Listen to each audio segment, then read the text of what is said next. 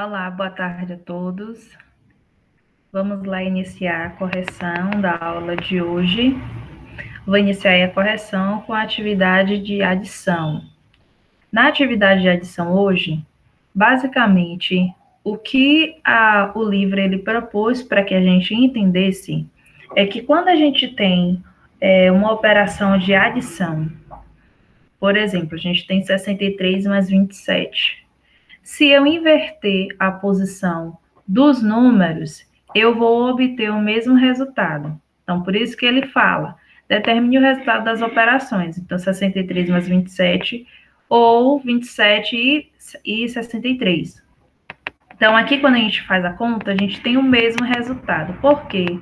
Porque em matemática, a gente vai observar que a ordem dos fatores, ele não altera o produto, ou seja, ele não altera o resultado. Então, 502 mais 228 ou 228 mais 502 é 730, vai ser o mesmo resultado. Na letra C, a mesma coisa, vai ser 4.295, mesmo invertendo a operação.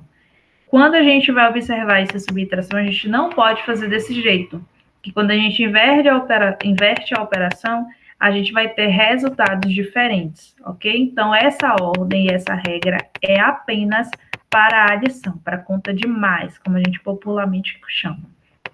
Então, a gente tem aí, né, uma outra exemplo aqui. Então, 231 mais 164 mais 416. Quando a gente tem uma operação com mais de 3 números, o que a gente faz?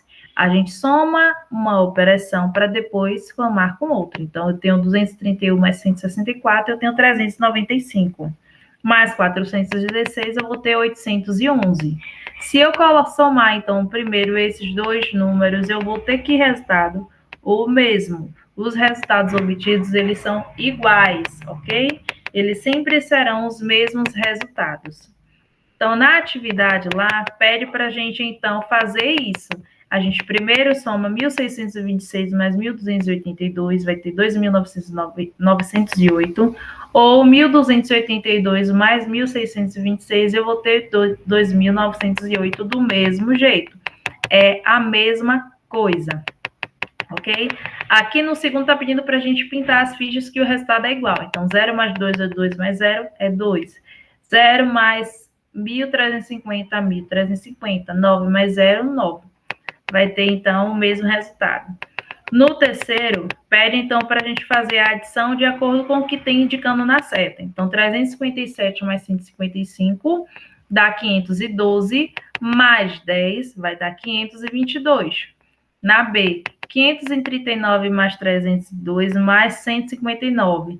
302 mais 159, 461. 461 mais 539, 1.000. Na letra C, a mesma coisa. Ele pede para a gente somar com esse último número aqui, vai dar 1.440, mais 236, 1.676. Na letra D, a gente soma 130 mais 47, vai ter 177, mais 207, 384, mais 81, 465. Ok? Então, toda vez que vocês forem fazer uma conta de adição, não precisa se importar com aquela regrinha, né? Colocar o número maior em cima, o número menor embaixo. Essa regra é para subtração. Eu gosto de fazer desse mesmo jeito, independente se é adição, subtração, se é divisão, se é multiplicação. A Pro gosta de fazer desse jeito em todas as operações. Isso não significa dizer que vocês têm que fazer do mesmo jeito.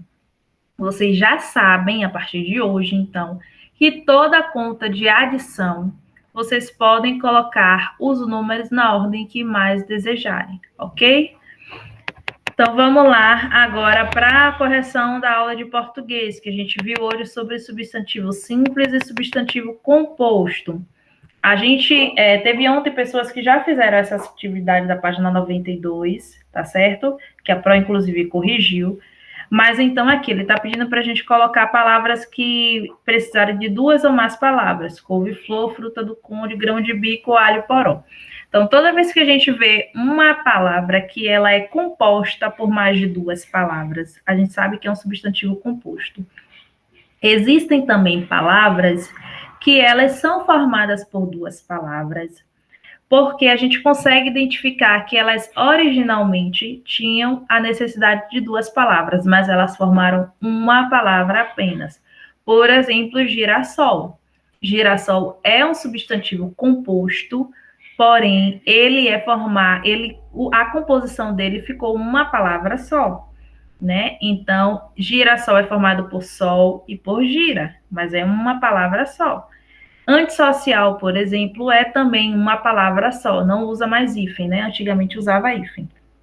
Mas antissocial é formado também por duas palavras, antissocial, mas ela é um substantivo composto, porque originalmente precisou de duas palavras para formar uma só. Então, basicamente, substantivo composto é isso. Então, vamos lá. A gente tem a tirinha aí, então, onde o menino maluquinho, ele perguntou, ele falou, né, vou escrever uma palavra, ele pensou, e aí ele teve uma lembrança, pô, deixei meu guarda-chuva na escola. Observar que pô, então, aqui, lembra aquela atividade que a gente viu sobre linguagem formal e informal? O pô, aí, nesse caso, é uma linguagem informal, por isso que colocou aqui em negrito, né?